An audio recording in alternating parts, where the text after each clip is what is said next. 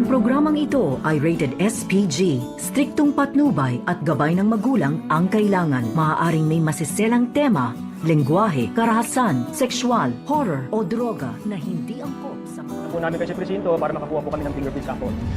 May angal ka? Magkasama nga itong si Moira at itong si Nerissa.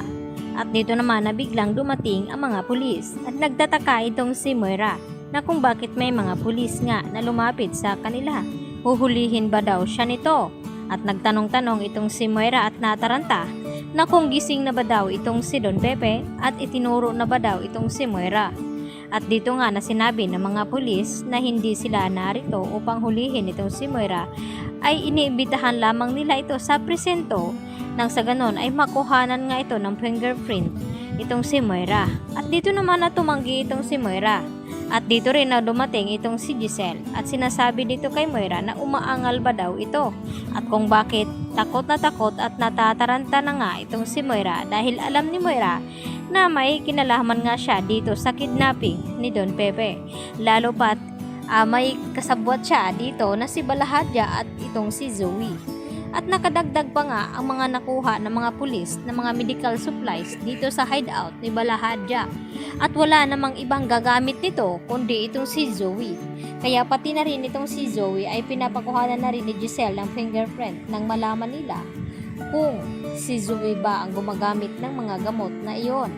At dahil dito, kinabahan at natakot naman itong si Zoe dahil kabilin-bilinan niya nga dito kay Carlos na ayaw daw niyang makulong dahil baka mabubulok na nga siya doon sa kulungan. At nangako naman itong si Carlos kay Zoe na protektahan daw niya ito at hindi daw niya ito pababayaan at gagawaan daw niya ng paraan itong si Zoe kung anong paraan ito. Samantala, habang dinadalaw naman ni Annalyn sa kwarto itong si Don Pepe, ay dito naman na tila naghimala dahil pinisil nga ni Don Pepe itong mga kamay ni Annalyn.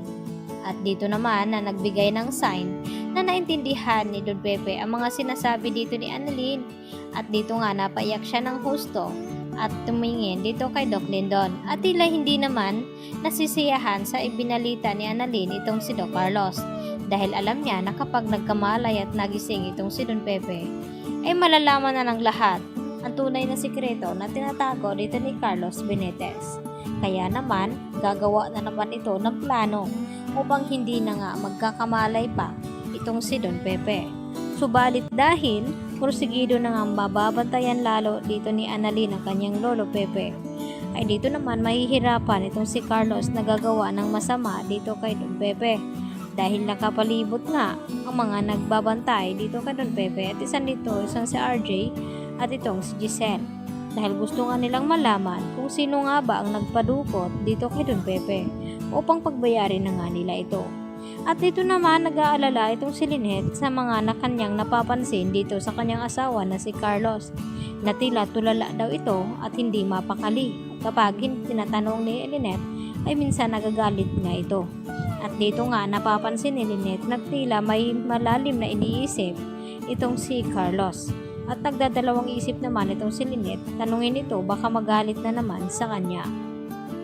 Kaya si Annalyn na lamang ang kinakausap dito ni Lynette at nagtanong na kung bakit ganun ang kinikilos ni Carlos Benitez na kakaiba at biglang-bigla na lamang nawawala ito at umaalis na hindi nagpapaalam at nagsasabi kay Lynette.